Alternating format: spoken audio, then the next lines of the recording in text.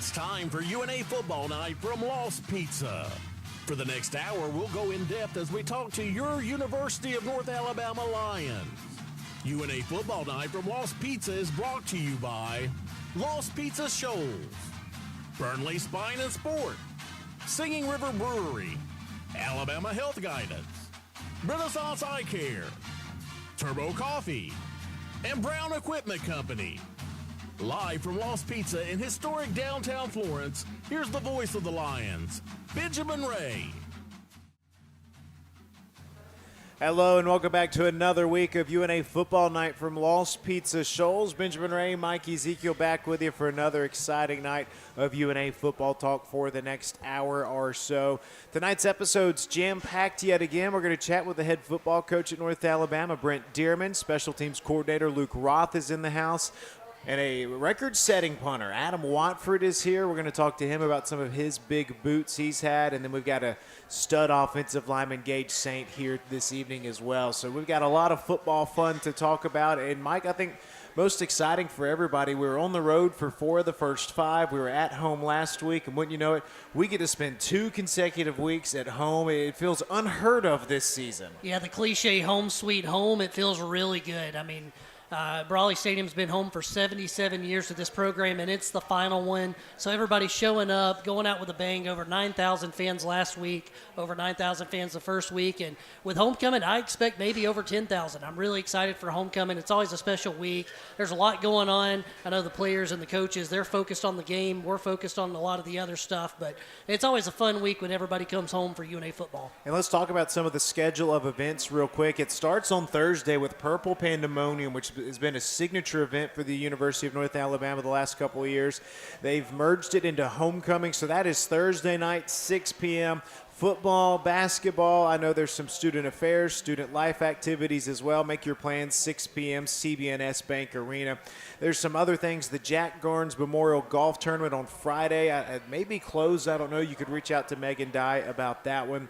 The Greek Life Hall of Fame induction ceremony, Friday, 5 p.m. at the GUC Loft. My mom is getting inducted into the Greek Life Hall of Fame. So well deserved. Roar Lions to that. We got a Hall of Famer in the family. She's here this evening. SGA Past Officers Breakfast on Saturday. The Hall of Fame induction ceremony for athletics Saturday, 9 a.m., early morning. We're going to have a breakfast at 8. We'll get things rolling at 9. And, Mike, it's another star-studded class, 6 total members going in. And you and I both get to vote on this every year. It's always a challenge looking at the names on this ballot every year. Yeah, and it's just getting better and better as we get into that 10-year period. It goes back 10 years, and that's when you become eligible. So 2025, the 2015 graduates become eligible, and man, what a star-studded group. And you're about to get into 2016 where we had some national championship contenders, the softball national championship team. But this class, Ben, is amazing. Football actually has 3 of the 6 this year. Willie Slater, offensive coordinator, getting in from the national championship games. And Tavares Wilson, a guy that we both covered, that I went to school with and was an All-American linebacker. Tim Garner that played in the 80s. Then Casey Holt, a basketball player you and I both got to witness. Lindsey Green. Great softball player, and, of course, Brett Munson, the golfer. So a star-studded class, Ben, and the Hall of Fame is always my favorite part of the weekend. Very impressive. I had it pulled up right here so I could cheat, and Mike just rattled it off the tip of his tongue. Very nice. The homecoming parade, I think we've been asking all day back and forth, hey, what time's the homecoming parade? It is 11:30 a.m. on Friday, and, of course, you can catch it downtown. Then the festivities start with tailgating, all the pregame stuff as well. 6 o'clock kick. We were 3 o'clock last week, 6 o'clock this week. Next couple of home games were 3 o'clock, then 1 o'clock. But we're back to the traditional 6 p.m. kick Saturday night. That's what homecoming looks like. And, Ben, fun fact, this is the final night game for UNA at Brawley Stadium. So you definitely don't want to miss that one. You want to catch the Lions under the lights for the last time in that stadium. This is the time to do it, 6 o'clock kick, because the next home game is at 3. The game after that's at 1. So this 6 o'clock kick, this is something you don't want to miss. We hope to see you out at Brawley Stadium and all the homecoming festivities. It's really the best week of the year. Hard to believe it is already here. Let's take a timeout. When we come back, we're going to jump into tonight's jam-packed programming. We're going to kick it off talking some special teams next with special teams coordinator Luke Roth. I wasn't even thinking about that ahead. It just came to me. So we'll be back after this. This is UNA Football Night from Lost Pizza Shoals on 93.9 The Score.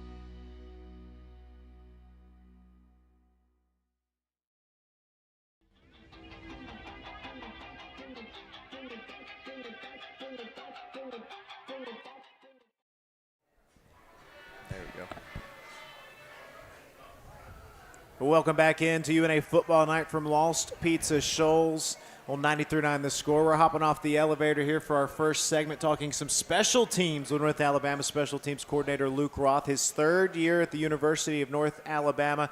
And, Coach, let's start off with a hard-hitting question. Your go-to pizza here at Lost Pizza Shoals? Man.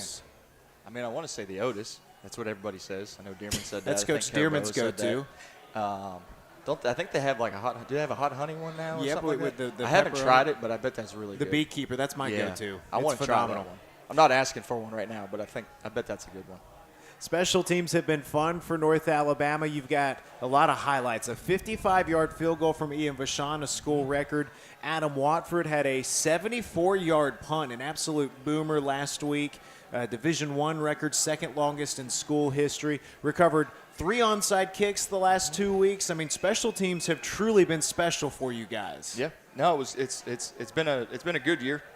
We've had a lot of young guys that have had to step into some roles that, we've had guys on the two deep the last 2 years that are now starting on defense or more offensive reps. So now we got some freshmen that are kind of learning the ropes now. But specialist-wise, I mean, this is Adam's third year. Ian comes to us from Auburn. We got some game reps there. We know they had the ability. It's just a matter of sometimes getting those chances in a game. You can't manufacture those chances. And once they come, you gotta be able to hit them. So. Yeah, and Coach, since you're here tonight, I got to give you a shout out in public because I know that you are knee deep in a lot of work week to week with special teams, but you always make a point every Friday to make sure I have a depth chart so I can know there's double numbers out there and who's tackling who's out there with you. And you had to do a lot of work to try to put all of that together. What kind of goes into your week as a special teams coordinator? Oh, man. Well, obviously we break down the previous game on the Sunday, and, you start to kind of gather all the information for your next opponent, your two deep and who their specialists are and things of that nature, and start to, I break film down over the summer of their previous season. If they have a new coordinator, I don't worry about previous seasons. If they do, the coordinator that's been there for a couple years, I watch maybe 2 to 3 years worth of film. You go back and watch, trick plays, special plays, big plays, things like that. So, Sunday night I get into breaking those guys down. Typically focus on their return units first, which we're actually going back for a meeting. We're going to hit that tonight as a staff, and then you work on their coverage units Tuesday night into Wednesday, and then Thursday you kind of bring it all together. So, it's a little bit at a time. It's kind of funny. Ian's kind of my. If you ever want to find Ian Vachon, he's in my office every day. Other than class, of course, he goes to class. I'm gonna make that known. He does go to class, but he's looking into being a coach when he's done playing, and the onside. I told him I wasn't going to do it, but he that last onside we did. You can't keep doing the same onside kick, right? You got to give something different. So I said, man, whatever you want, let's go. Like, you draw one up. Like, we drew it up. Practiced it for a week. He did take a hit. Had to make sure he had a mouthpiece in, but that was his job. So I said, we got to draw another one up. Hopefully you don't want to do onsides, but you want to always have them ready.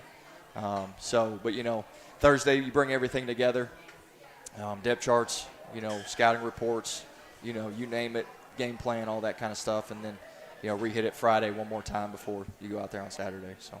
All right, we really got to jump into this. So Ian Vachon drew up the drop kick onside kick from Saturday, because he did.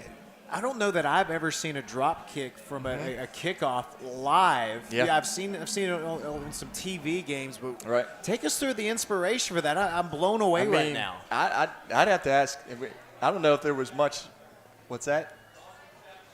Oh, so he played with a couple Australian punters that were at Auburn with him, and that's what those guys do. So when I was at Kansas, we played Iowa State. I think it was 2021, and they actually drop kicked a couple kickoffs, and that was the first time I've seen it in person, because we took a kick back to the house on them earlier in the game, and they didn't want to kick deep to us anymore, so they just did drop kicks, and that's what those guys do. Aussies, we grew up throwing a baseball, they drop kick a football to each other, so I'd say that's kind of where that inspiration came from, and he kind of learned a little bit of the Aussie stuff when he was at Auburn for that year. Yeah, it's kind of funny to hear some of that background and how much you guys kind of work together on different variations of an onside kick, and one way that you've gotten other people involved. Chandler Dixon's been in on a few of those, and even though Ian's the one taking them, he's kind of out there as well. And then the Florence native back in Brawley Stadium gets his first collegiate extra points and makes all 3 of them. Just talk about what it's been like to have him in the program now. Yeah. Well, I mean, it's nice. Like, myself and Coach Dearman, we talked about it. That's the stadium that he's played in for a couple of years now, and, he was comfortable. And, I think getting him in on some of those onside reps, kind of took the edge off a little bit. He didn't do much, but it was good experience to step on the field. The experience side of things you can't replicate as much as we try to in practice, as much as you try to, put pressure on them. You're never going to do it like it feels like in a game. Right. So, for him to get out there, even for the onsides, and then, having the chance this weekend to get those PATs, that was big. But on the flip side of that now, we've got some older guys in the room that were there for him and helping him along the way. And I made a comment in our staff meeting yesterday about the first person to come see Chandler when he came off the field was Ian. Yeah. You know what I mean? So, got the guys they want to see. As a room, we want to see success with everybody in their room. And it starts at the top down with, we got Curry and Adam and Ian now are my basically juniors.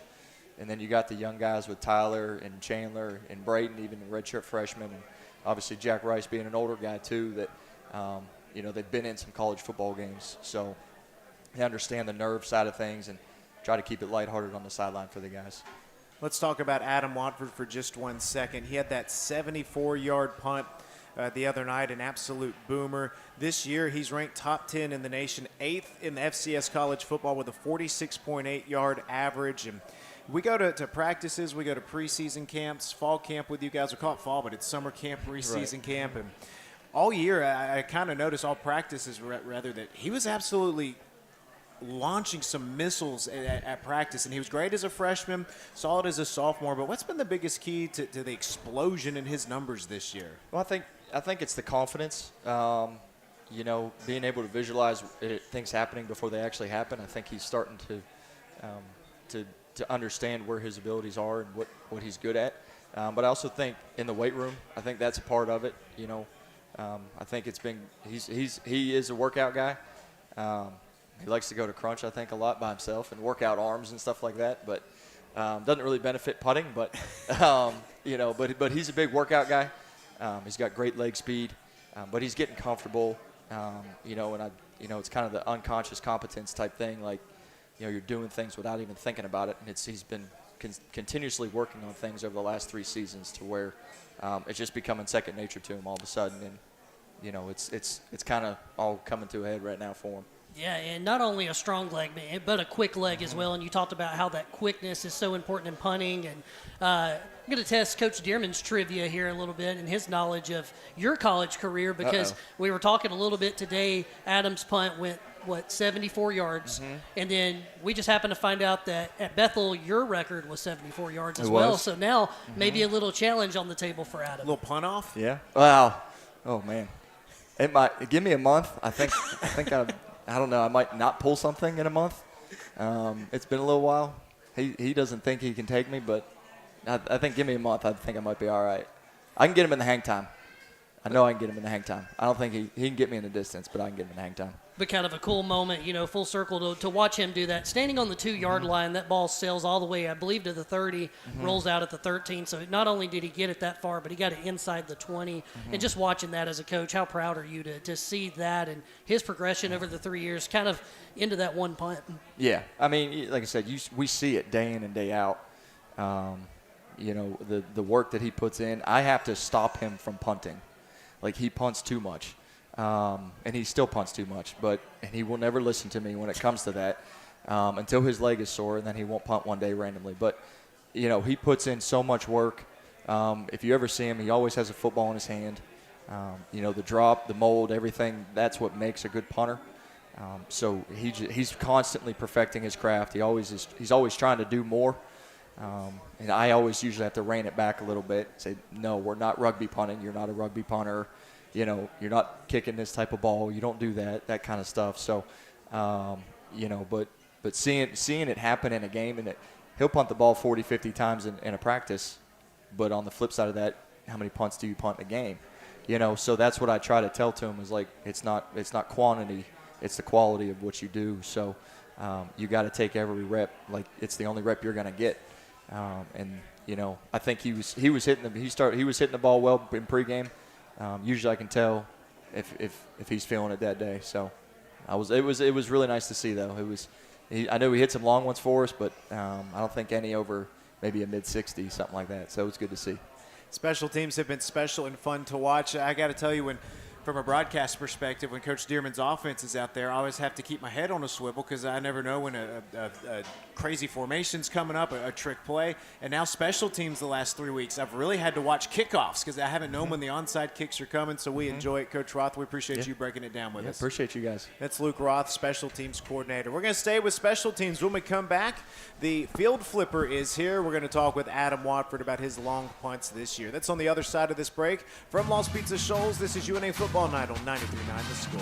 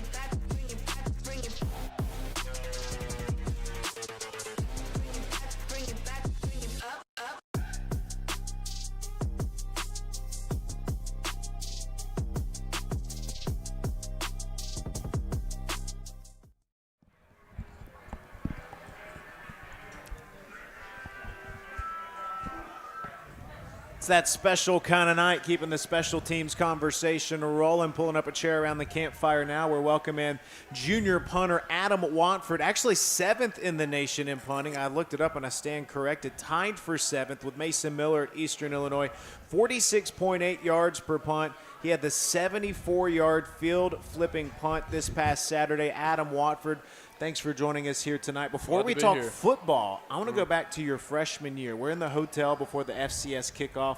So it would have been, what, 2023 was Yep. your freshman year. That's it. And we're waiting around for team dinner, and we hear somebody just absolutely jamming out on the piano. And we walk over, and it's you. Some of your teammates that kind of tapped around on, and then you sat down and you started grooving. Tell us about your musical background.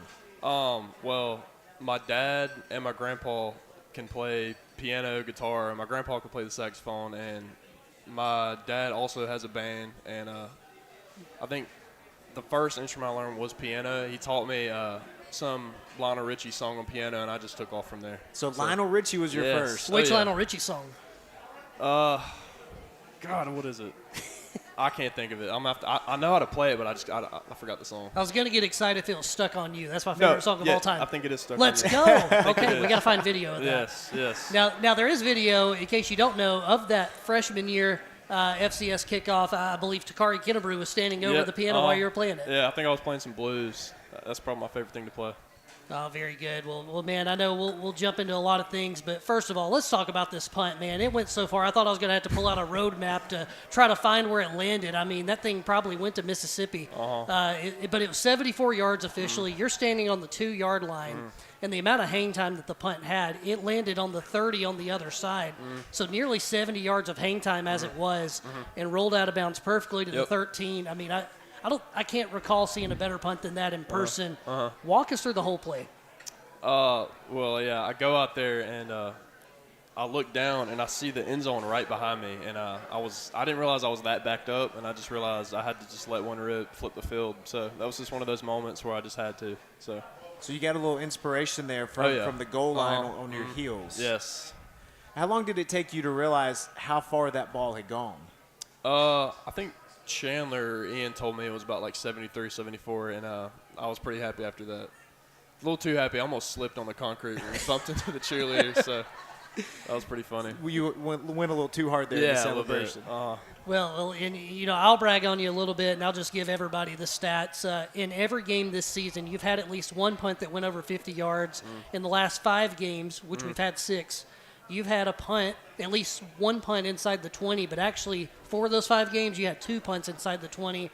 And, I'll ask you this question. Which one of those is more of a mark of pride, the getting it inside the 20 or booming one over 50 yards? I don't know. They both have their own little key factors, but probably 50 yards, honestly. Really? I kind of like hitting those bombs a little bit. That's But, yeah, I mean, if it does land inside the 20, I'll take it. Yeah. We were talking about this a little off air. Abilene Christian. I used to live in Abilene. I know how windy it can get. Kicking into the wind, I'm sure, it's that would be a little easier, but kicking or kicking against the wind would be a little easier than kicking into the wind. But even kicking into the wind, I think Ben said this, the punt still went like normal. It was unaffected. I mean, what do you have to do to adjust to wind factors like that? I think a lot of it is pregame. I make sure I punt more into the wind pregame than with the wind. I mean, a lot of times as a punter, you want to punt with the wind, but when it comes to game situation, you really want to work punting into the wind and pregame.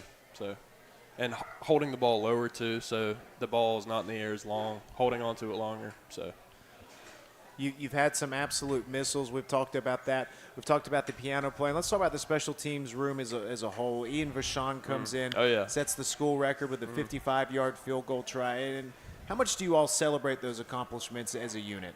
Apparently, I celebrate it a little too much for Ian. He doesn't like my celebration. I usually go like that and embarrass him a little bit, but yeah, I'm proud of him. So your celebrations all go hard, is what you're saying? Oh yeah. Yeah, you all have a lot of reasons to celebrate with each other. We were talking to Coach Roth earlier. He said maybe sometimes you spend a little too much time working on the arms. And obviously you punt a lot too, but what goes into that? You're trying to, I guess, be the most muscular punter. Yeah, just trying to look like as an athlete as I can. So, I mean, it is one of my hobbies that I like to do. Well, and hey, speaking of that, follow-up question. Let's go back to last year against Memphis. If anybody remembers this, I think there was a play. It was kind of a broken situation, and you took the ball and you ran it. I think you went 30. 31 maybe. 31, and I mean that was quite a highlight in that game. Do you hope that ever gets to happen again, where maybe you get to take off for a run? Getting the first down, I hope happens, but not getting it, I hope that doesn't happen. I would get chewed out really bad. Dothan, Alabama is where you're from. Dothan High School. Take us through your journey to North Alabama. You were part of Coach Dearman's first signing class. Yep. Well, I think I started at Dothan as a freshman on the varsity team, and just my cousin punted at Louisville and then transferred to Florida State, so I just wanted to follow in his shoes. And, you know, Dothan being a 7A program, I thought I was ready for it, so I just kept going at it. Adam, last thing for me, just talk about how proud you are to be in this program. Again, we've talked about how close you guys are as a group. Special teams, you guys are always together at practice. You guys are working together, encouraging each other at practice during games. What does it mean to be part of North Alabama? I love it. I mean, obviously we got the new stadium coming. I'm looking forward to that. And like I said, the specialist room, we all have different personalities, and we get along great. So I like it. Adam, Saturday, how long of a punt can fans expect? What's the goal? Hopefully, it honestly depends. Hopefully 80, 82 to beat the record. 82. Let's go. That's the plan. It depends on how backed up we are. So I don't want to get a touchback. So. We like it. Adam, thanks for breaking it down for us. We want to hear you play the piano again sometime. Yeah, heck yeah. We'll have to break it out. Hopefully, Tarleton is our next away game. Hopefully they have one at the hotel. We'll find you a piano to play. So thanks for joining us, Adam Watford. We're going to go inside the trenches. Coming up next, UNA offensive lineman Gage Saint stops by. This is UNA Football Night on Lost Pizza Shoals on 93.9 The Score.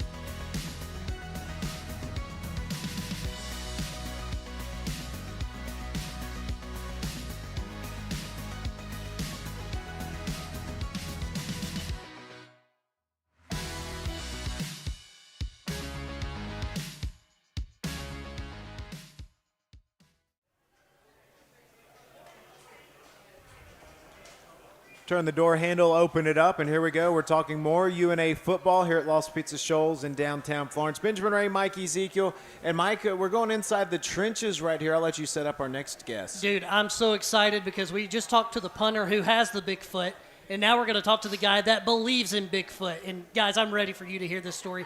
Gage Saint, offensive lineman, back in the tree limbs somewhere in Town Creek, Alabama. This man has seen Bigfoot. I've seen him with my own two eyes. So tell us about it. Yeah, man. It was just me and my buddy riding down. He had a little hollow down there. It's called Misty Hollow. And we was riding down there one day, and they had this legend about the white thing. You know, you see the white, you hear it at night and stuff like that. So we go down there. I'm on a full hill on a dirt bike. We get to the very bottom of the hollow, look up the waterfall. He's walking just like, but you know them pictures of Bigfoot? Yeah. He's walking just like that. I see him clear as day.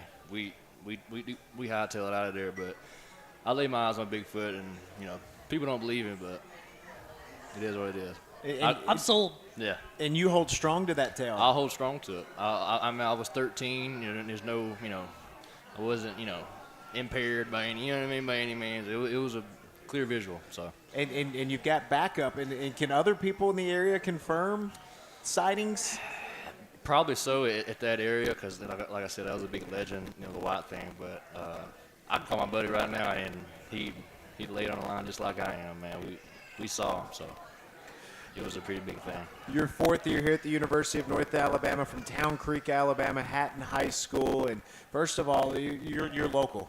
What does it mean to you to get to play home where it's easy for everybody to come watch you? It means a lot, man. You know, I started out at Troy, and you know, had the opportunity to come back here and play, you know, hometown. And I really wanted to, you know, leave my mark here and create something special, man. And you know, I think we're on the right direction. You know, the record may not seem that way, but I really think we're putting the right steps to get there. And you know, it's every day we just work. That's all we can do is work. So Yeah. it means a lot. And there's a lot of belief in that locker room, and it's so clear. And if you want to sit in the offensive line room at some point and just see how close-knit these guys are, I mean, you'll get some fun conspiracy theories and things like that too, but just how close-knit you guys are. You guys do things together. You see each other out together, not just at practice, but just in the community. What does it mean to have such a close-knit offensive line room? Yeah, man, I think, like you said, we're real close. I've been a part of a lot of lines in my career, and this group is real special and real close. And when we got to be on the field, you know, communicating, we got to spend a lot of time with each other, get to know each other.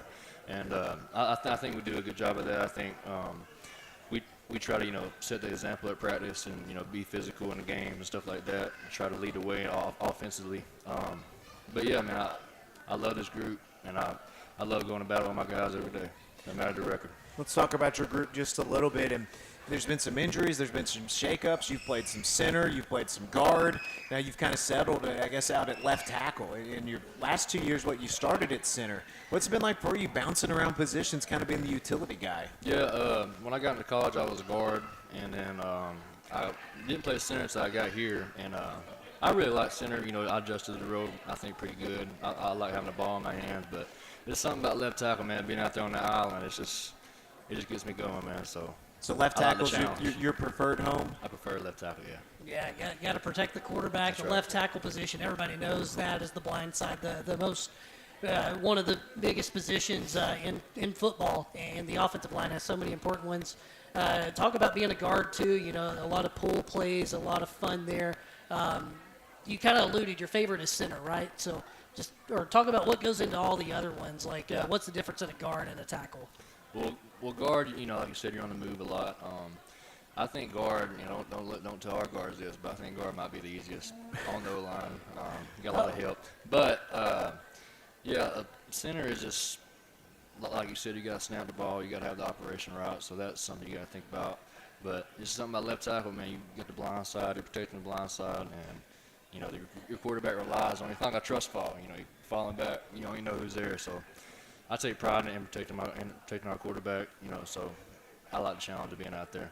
Ground attack, you guys have been top 20 for most of the year in rushing, 300 yards in one game, 280 against SEMO, even 153 against Western Kentucky, and the big dudes in the trenches. How much pride have you guys taken in that? Man, we love running the ball, man. That's one thing we pride ourselves on is running the ball, and we love to have our games on our back, and, you know, just put it on our back, and we'll run the clock down. We'll get what we need to get. But passing, we love pass blocking too. We love blocking. You know what I mean? We love doing our job. So I think running the ball has been a high key. Like in all season, I told our guys, man, we got to, because watching teams last year, coming into town with the big O line, they can really control and dictate the game, and I really wanted to do that for us this year. Be my last ride. So we took a lot of emphasis on that in the off season, getting stronger, and really working on our craft. What I really hear you say is you just like being physical. Yeah. You got to be physical on the line. You can't get by without it. So.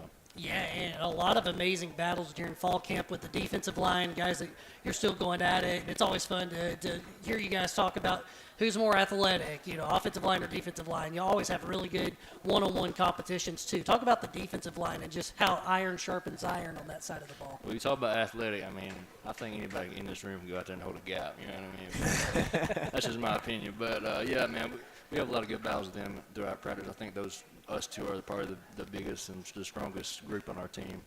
And, we take pride in that, man. So we go at it fall camp. I actually missed all of fall camp pretty much with my injury, so I hated not being out there with them. But I love watching it, man, and I think we got a lot better throughout the process. We opened up with a Bigfoot story. Let's close with this. Any other outdoor stories? Do you take any of your teammates to the outdoors? You sound like you're a true outdoorsman. Well, I'll tell you what, Christian Burkhalter takes me outdoors. He really got me into fishing and stuff like that this summer. So I'm not really an outdoors guy, man, but like I said, I wish I had my buddy. I'll call my buddy right now, bro. All these people looking at, I promise you, we saw him. we believe you. Not. Gage Saint, we appreciate you stopping by, man. We can't wait to watch the men in the trenches go to work this Saturday. Yes, sir, man. I appreciate you having me. That's Gage Saint. We'll take another timeout. UNA head football coach Brent Dearman joins us next on UNA Football Night from Lost Pizza Shoals.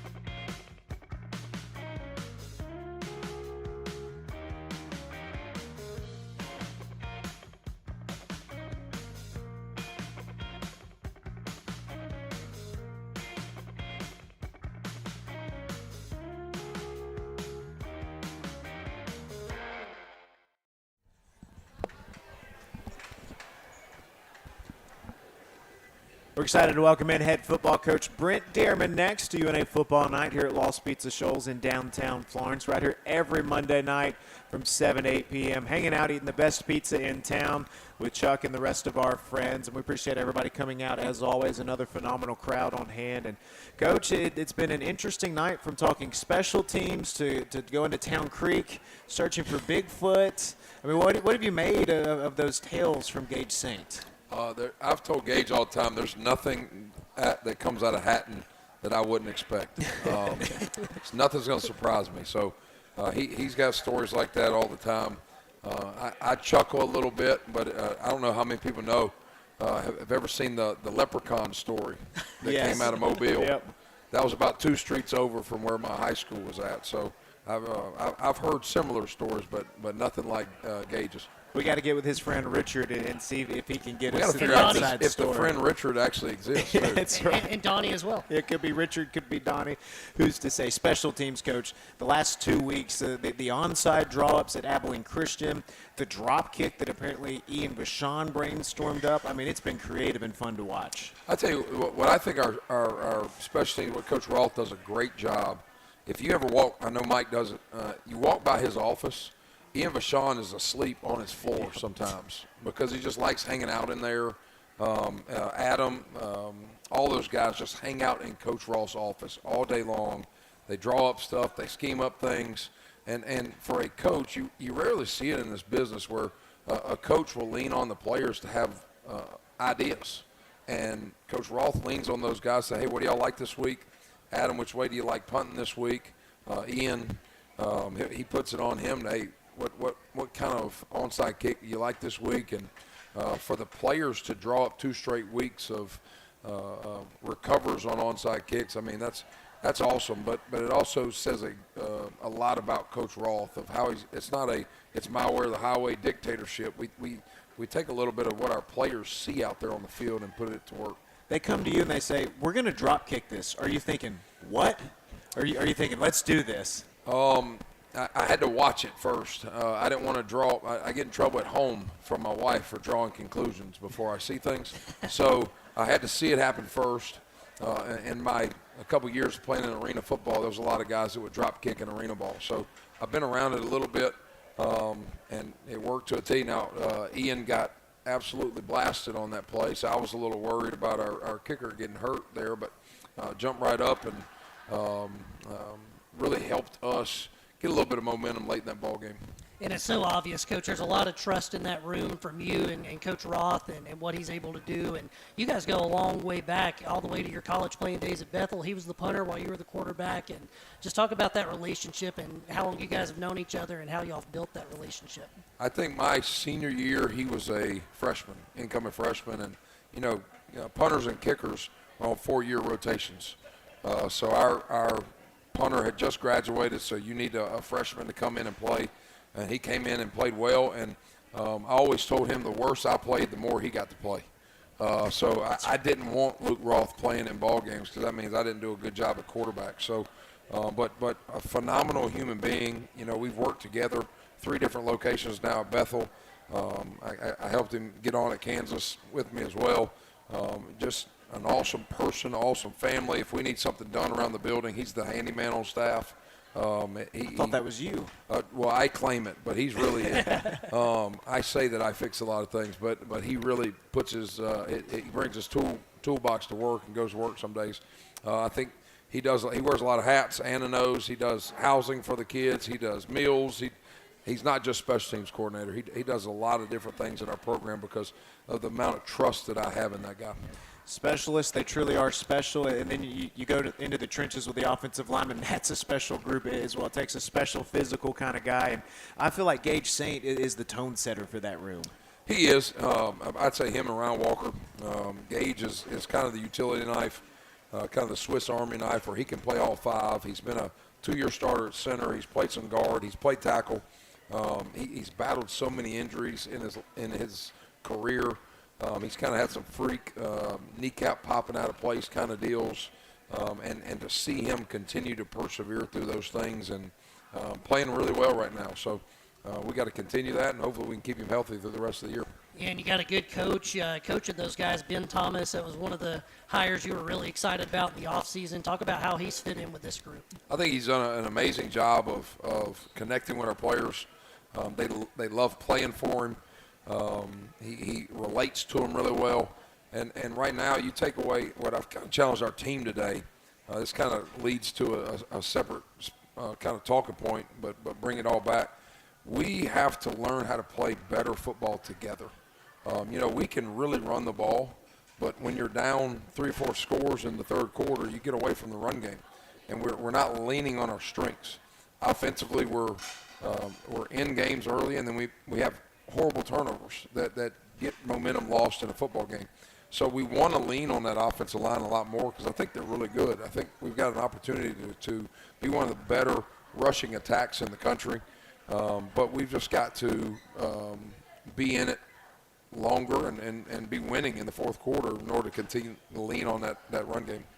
That run game will be on display this Saturday against Eastern Kentucky, 6 o'clock kick. Let's take one final timeout. When we come back, we'll jump into our Burnley Spine and Sport team preview, talk about Eastern Kentucky and homecoming Saturday coming up here at the end of this week. We'll be back after this to Lost Pizza Shoals. This is UNA Football Night on 93.9 The Score.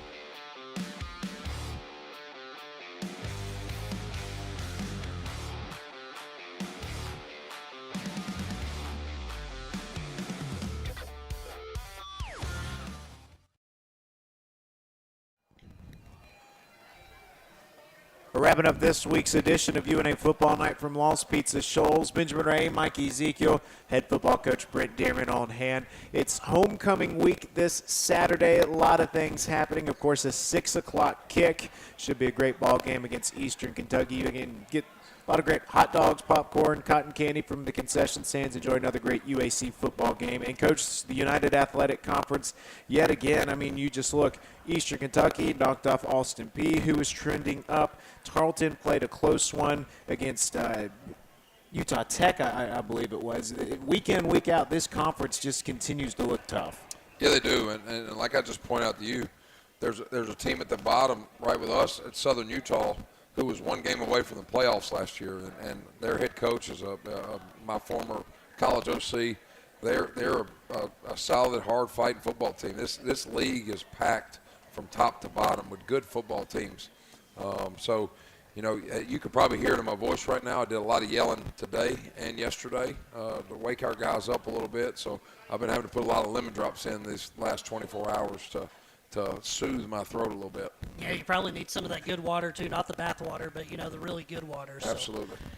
Coach, you talked about Southern Utah. I would put Utah Tech in that as well. I mean, that's a trip that's coming up soon, and this league, just top to bottom, the parity is amazing, and you know, we always take it 1 week at a time, so obviously we're going to focus on Eastern Kentucky this week, but that's another good football team coming to town, and 3 games that we've played against them, 2 that you've coached in, that have all been really close.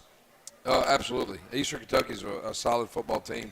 You know, we played them, I think we had a lead with about 2 minutes left to go in the game last year against them, the last game of the season, and they were playing that game like a playoff game because if we beat them, they were out. If they won, they end up going to the playoffs. So a very close game last year that we had every right and every chance in the world to win. They know that, we know that, and now they get to come to our place at homecoming, and it's a great opportunity for us to right the ship, turn things around, and get our guys to play like we know we can play. I think we had a great day today. Guys are believing. Guys took some accountability, so really excited about this upcoming week. Burnley Spine and Sport Preview Coach, Eastern Kentucky, 3-3 on the year, 1-1 overall, coached by Walt Wells. And you just mentioned it's always been a great battle with Eastern Kentucky. But what's the outlook here on this Monday night as you've just kind of dove into things? You know, I think I always say it, but I think their defensive front is very solid. They're the same guys that they had last year. They lost both linebackers, but both of the guys that are playing now played a lot last year too, and they're good players. I think the team that establishes the box, the team that can establish the run game is going to have the best opportunity to win this game. I think they're finding a rhythm a little bit offensively. We've got to get back to the rhythm that we had a little bit earlier in the year. I think getting Destin back healthy is going to help out with that. Something that a lot of people don't know, and I'm going to give a shout out to him because I usually don't disclose injury information much, but Destin Wade's been hurt for 4 weeks. Hasn't practiced, didn't do anything all week long. Come to me at halftime and say, Coach, I'm going to take a shot in my shoulder. I'm going to go play for my team today. And that guy's our starting quarterback. And we've been out and missing him for 4 weeks, and that's a big difference maker in a game when you get your starting quarterback back. And he played that game in that second half without a single snap of practice for 3 weeks. So that's a gutsy performance, and I think he won over his teammates by coming out and playing in that second half. Coach, I want to highlight Destin a little bit, but also a couple of other guys. Going back to the post-game press conference after the game, Seth Hampton, Juice Allen sitting in that room, and I know the record's not what we want it to be right now, but the belief is still in that locker room, and those 3 guys made a point to say that, you know, we're not executing right now, and we want to do this. So to see those guys, just this culture you have, these guys still believe, they want to keep fighting, they believe in what we're doing. What does that mean to you as a head coach? It means a lot. You'll never hear me ever point out a kid or point the finger at a player in public and say it was their fault. It's always my fault. It's my job to prepare this team to play football games. I hadn't got much sleep in the last 48 hours because it hurts me so bad. So it's always my fault. But to see Juice Allen had a team meeting today. Jermaine Ray had a meeting with our DB group today. And those guys said, guys, at the end of the day, we got to execute. We got to play better. And to see the leadership of this team stepping up, to see the leadership of this team acting the way they are, man, it's just exciting to see. It's exciting to watch. It is indeed, Coach. It'll be back in action on Saturday, 6 p.m. Eastern Kentucky, homecoming, Brawley Stadium, last ever game underneath the lights inside of Brawley Stadium. We hope to see you out there. And we'll be back next Monday night here at Lost Pizza Shoals from 7 to 8 p.m. Coach, thanks for breaking it down with us, and best of luck this weekend. Absolutely. Roar Lions. Roar Lions indeed. If you're listening on radio, we're going to toss you to the NLCS Game 1, Dodgers and Brewers. They're scoreless in the fourth inning. No hitter working for the Brewers at the moment, so we'll get you to that coverage next. Be sure to visit RoarLions.com for more information on UNA football coming up this weekend. Mike will have a couple of good write-ups the next couple of days. So for our entire crew, thank you to Coach Roth, Adam Watford, Gage Saint for showing up. Thanks to Ty, Grant, and Braden in the house, to Blair back at the station. For Mike Ezekiel, I'm Benjamin Ray saying Roar Lions.